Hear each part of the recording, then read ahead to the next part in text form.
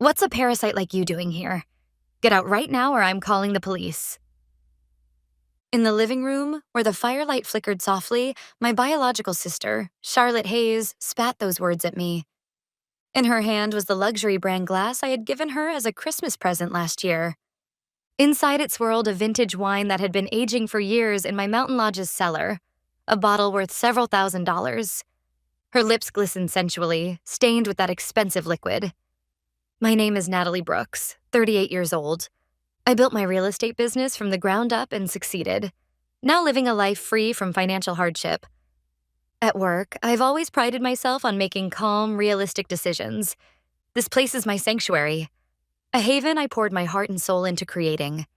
And today is Christmas Eve, the one day of the year I cherish the most. After finally securing a long overdue holiday, I plan to do nothing more than curl up under a blanket by the fire, sip hot cocoa, and let peace wash over me.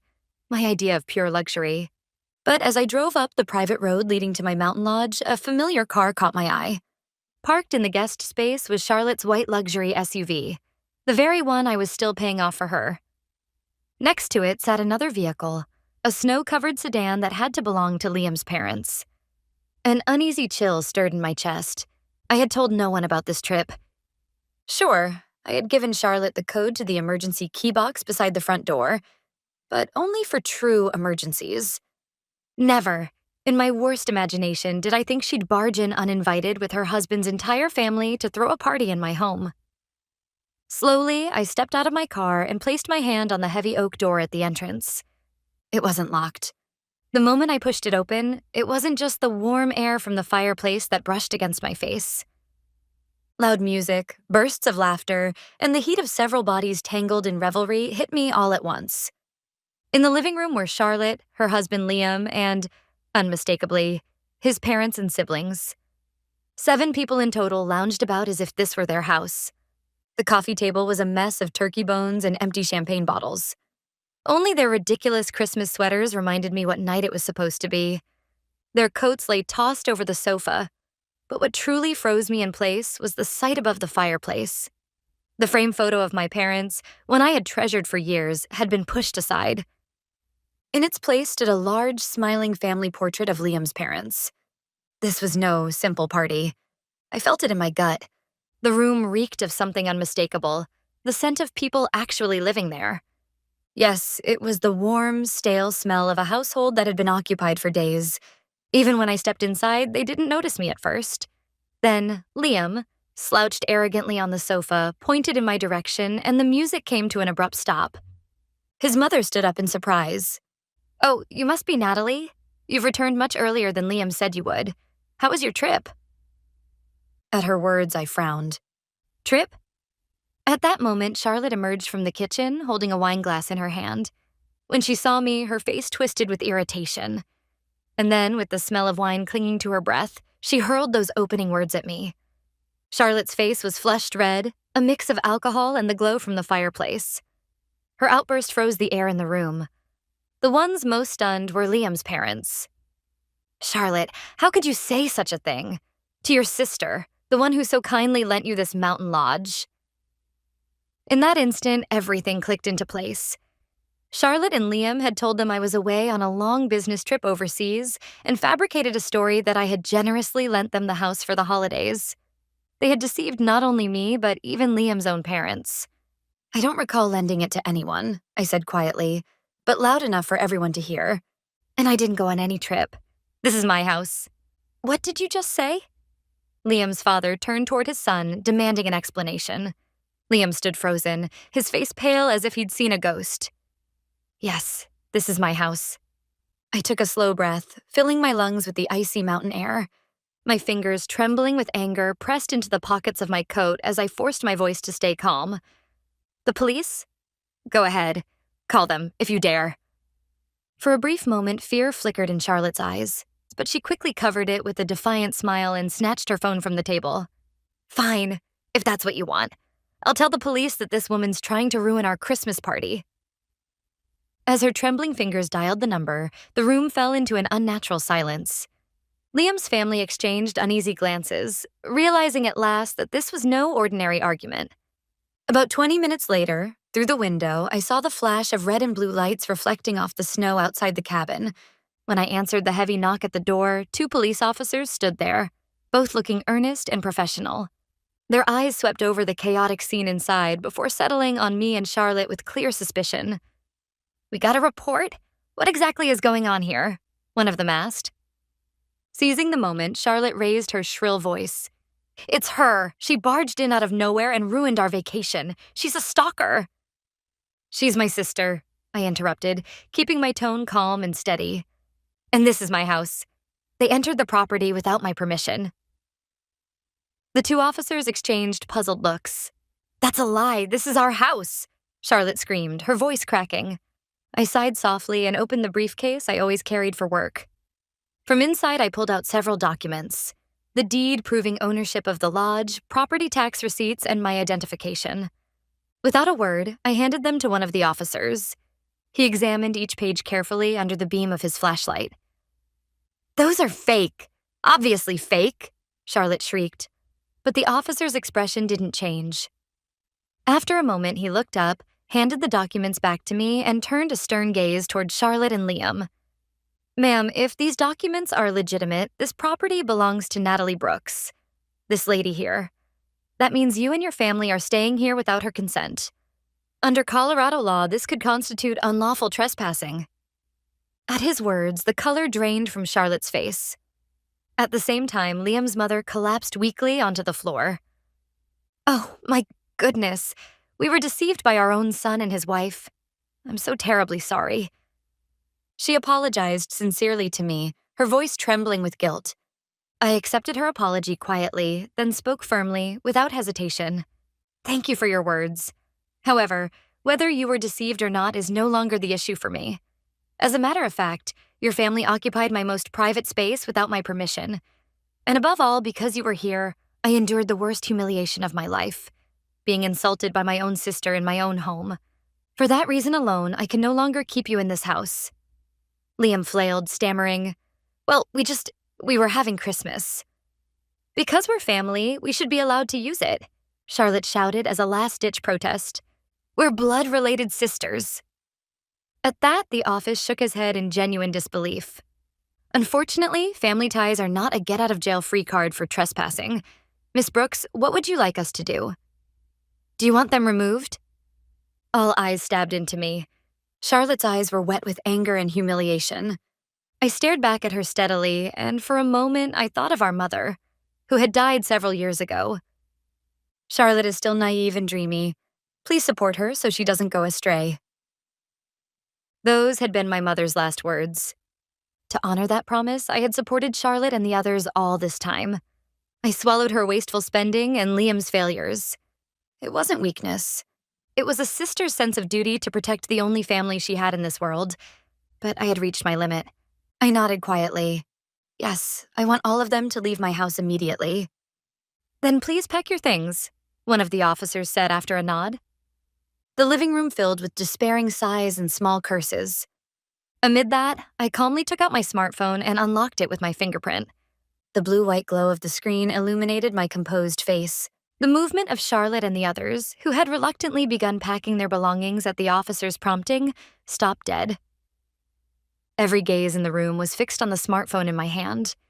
The app I had opened was the high-security banking application I used for managing my assets. Without addressing anyone in particular, yet speaking clearly enough for everyone to hear, I began narrating my actions step by step. "First, Charlotte, the apartment you're living in. It's one of the properties I own. If rented at market price, it would be worth $2,500 a month. But I let you have it for the cost of maintenance alone. I did that because I believed it was my final responsibility as your sister. That privilege ends today." When I tapped the confirmation screen, a sterile digital chime echoed through the room. Charlotte dropped the Christmas ornament she had been holding. "You're joking, right?" Her voice trembled. Next, I turned my gaze directly toward Liam's parents, who sat hunched on the sofa. "And the comfortable apartment you're currently living in? Do you remember how you got it?" "I found that property myself, using my real estate expertise, without charging any commission, and I personally signed on as your guarantor so you could move in." I invested in that because I believed a stable home for you would eventually benefit your son. And this is the result. Liam's parents averted their eyes, unable to meet my gaze, weighed down by guilt. I looked back down at my screen. That's also why I provided the car. The SUV parked outside. Charlotte begged me through tears, saying it was necessary for her parents-in-law's hospital visits and grocery trips. So I covered the loan myself. And now you used that very car to break into my home and call me a parasite. What a perfect joke. This loan payment canceled. Tomorrow morning, I'll instruct the finance company to repossess it. Again, the merciless electronic sound rang out. No, that car. It's Charlotte's. Liam tried to say something, but the words got caught in his throat. His father could only stare at me in stunned silence. After completing every operation, I turned off the phone's screen. Then, for the first time, I met my sister's frozen eyes head-on. What I saw there wasn't anger. It was pure fear. The moment you called me a parasite, I made my decision. The total I've given you over the years easily exceeds $50,000. But from now on, I won't spend another cent on you. Charlotte's lips quivered as if she wanted to speak, but no words came. Her arrogance was gone, replaced only by the cold terror of facing the reality that awaited her. Her husband, Liam, simply stared at the floor in silence. Liam's parents and siblings hurriedly gathered their belongings as if trying to flee from a disaster. They no longer made any attempt to defend Charlotte and Liam. From their slumped shoulders and hurried movements, it was clear they only wanted to escape this nightmare as quickly as possible. One of the officers gently tapped the shoulders of Charlotte and Liam, who still stood frozen in place. Come on, you two. The snow's getting heavier outside. If you don't move soon, the road will freeze over. The other officer turned a stern gaze toward Liam. I don't know how you all got here, but I assume someone's driving back down that snowy road. Is anyone sober? Because if every one of you's been drinking, you'll be spending tonight in jail for drunk driving instead of trespassing. At that, Liam's father awkwardly raised his hand. I haven't had anything to drink. I'll take responsibility for driving everyone home safely. The officer eyed him skeptically for a moment, then nodded. Good. Then get moving. At those words, Charlotte suddenly lurched forward, clinging to one last desperate hope, and tried to rush toward me. Natalie, please, think this through. It's Christmas. You can't just throw us out into the blizzard like this. Please. Before she could reach me, the officer caught her by the arm and stopped her. That's enough, ma'am. If you cause any more trouble, we'll have to take you in for obstruction of justice. That final warning broke her completely. Charlotte nearly collapsed, but Liam caught her just in time, holding her trembling body upright. They picked up their coats and bags from the wreckage of the party, the spilled drinks, torn decorations, and scattered plates, and, with their heads bowed like convicts, slowly made their way toward the door. Just before it closed, Charlotte turned around and glared at me with eyes full of hatred and pleading all at once. I met her gaze without a single change in expression. The heavy thud of the closing door echoed through the room, and at last, silence returned to my mountain lodge. The officers left after saying, "Sorry for the trouble, ma'am. Call us if anything else happens." I stood alone in the middle of the ruined living room. Only the fireplace continued to flicker softly, as if nothing had happened. Through the window, I watched the red and blue lights fade into the distance and exhaled a long, heavy breath. As the adrenaline drained away, my whole body began to feel heavy, like lead. I sank deep into the sofa and closed my eyes. Just a few hours ago, I had been looking forward to a peaceful Christmas holiday here. And now, that felt like a memory from another lifetime. The coffee table before me was littered with the remnants of their chaos. Dirty plates, half-empty glasses, and the pitiful bones of a picked-apart turkey. I picked up one of the glasses, the luxury brand one Charlotte had been using. It was the same glass I had given her for her birthday. As I stared at the faint red stain of wine left inside it, memories began to flood my mind. When our parents passed away within a few short years of each other, I was in my early 30s, struggling to build my career. Charlotte, still a student at the time, had lost the people she depended on most and became emotionally unstable. Seeing her like that, I told her, "From now on, I'll be your family." That promise eventually became a heavy chain around my neck. Even after graduating from college, Charlotte refused to find steady work. I wasn't born to sit in an office. I meant to live a more creative life. That was her constant refrain. After she married Liam, her attitude didn't change. Liam worked in sales, but his performance was poor, and his income alone couldn't support Charlotte's spending habits. So I began paying their rent. At first, it was supposed to be just until they got back on their feet. But somehow, that period stretched into 3 years. When Charlotte tearfully pleaded, "Liam's parents are getting older, and they have no way to get to the hospital or go shopping. Please, they need a car." I gave in again. In the end, I paid the down payment for the large SUV and even covered the monthly loan payments. It wasn't out of kindness. It was my way of preventing future excuses. An investment to avoid the day they would come to me again asking for money under the pretext of caregiving. I placed the glass back on the table and added new logs to the fireplace. The flames roared back to life, crackling and snapping softly in the quiet room. As I listened to the crackling of the fire, I found myself questioning everything. When had our relationship become so twisted? I had always believed I was acting out of my promise to our late mother, out of a sense of duty as an older sister. But perhaps, in the end, I was the one who turned Charlotte into someone incapable of standing on her own. She had always been clever in her own way. Whenever she wanted something, she used tears as her weapon, and whenever things went wrong, she found someone else to blame. Every time our parents gave in. And eventually, so did I. When she married Liam, I secretly hoped he would succeed where I had failed. I hoped he would be the one to keep her grounded. But that hope was shattered in the most foolish way imaginable. Liam was even weaker than Charlotte, a man who feared change and preferred comfort over confrontation. Rather than stop her spending, he benefited from it, using her indulgence to mask his own lack of success. In front of me, he always wore that same apologetic expression and said, "We're truly grateful for everything you've done, Natalie." But those words were never followed by action. Together, they leaned on me, feeding off my goodwill, a perfect example of parasitic coexistence. When Charlotte called me a parasite, it wasn't a drunken slip of the tongue. It was her truth, stripped of any pretense. There had never been a shred of gratitude in her heart, only entitlement and contempt for the one who provided. All this time, I had looked away from that reality. Maybe I was simply afraid of losing the last thread that tied me to family. But now, there was no turning back. What I severed that night wasn't just financial support. I cut away the illusion, the curse disguised as family. For a brief moment, I wondered how they were doing. Most likely, they had taken refuge at Liam's parents' house. But that wouldn't last long. Charlotte, with her self-centered nature, would never swallow her pride enough to live harmoniously under someone else's roof.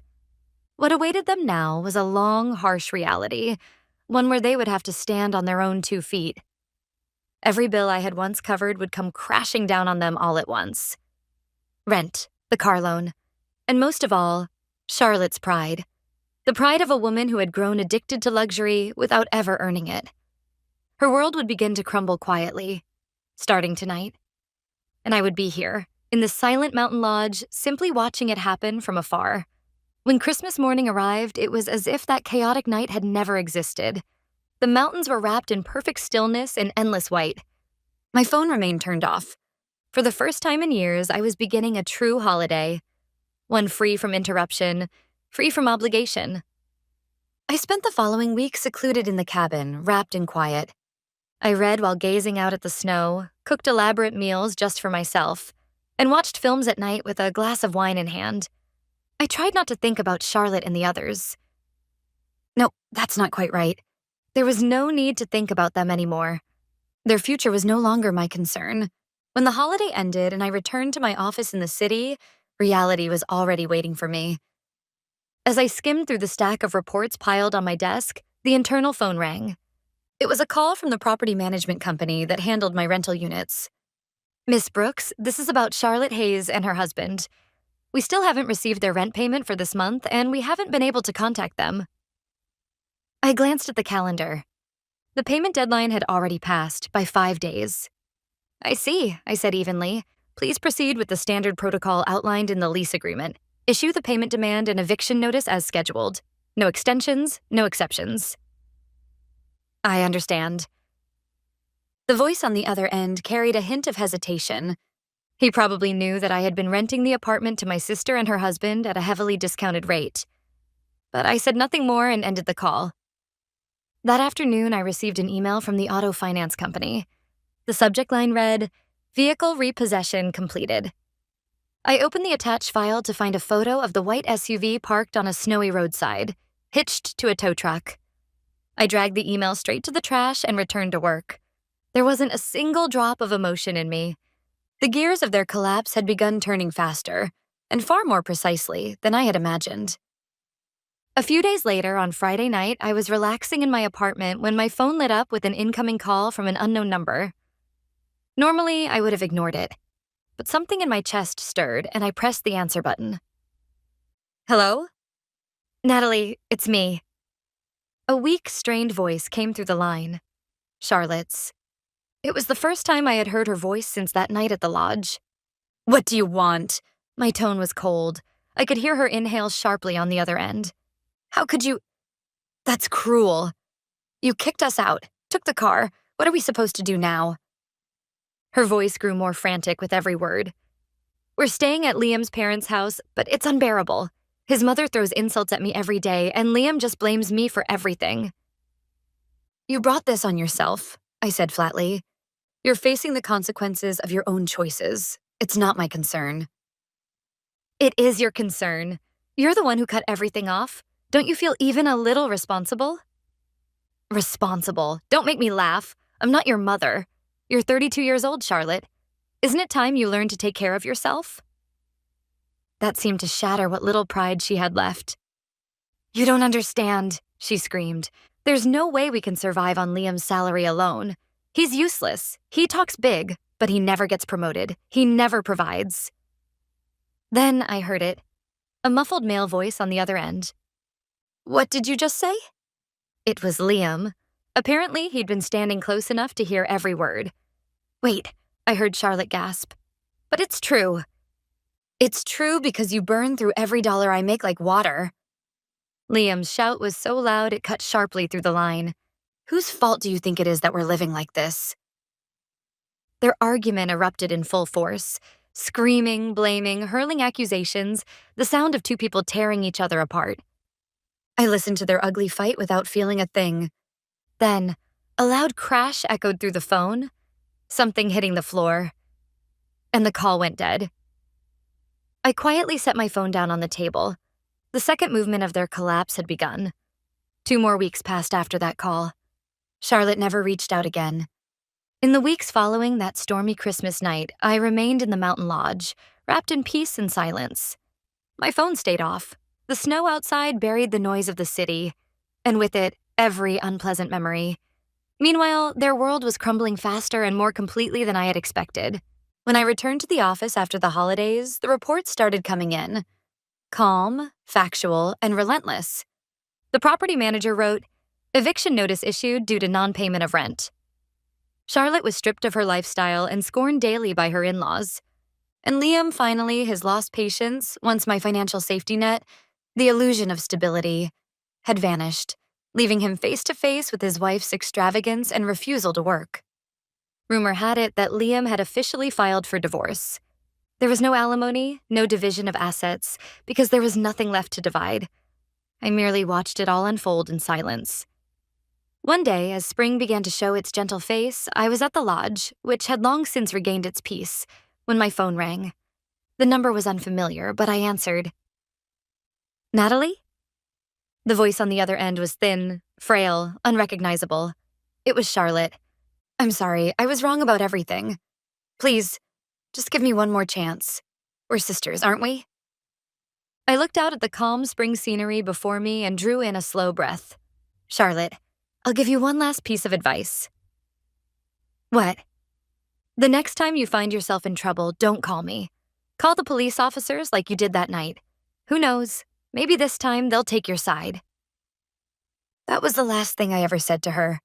Before she could reply, I ended the call and added her number to my block list. There are no more parasites in my life. From now on, I will fully embrace the freedom I have earned, the quiet, the beauty, and the life that is finally completely mine.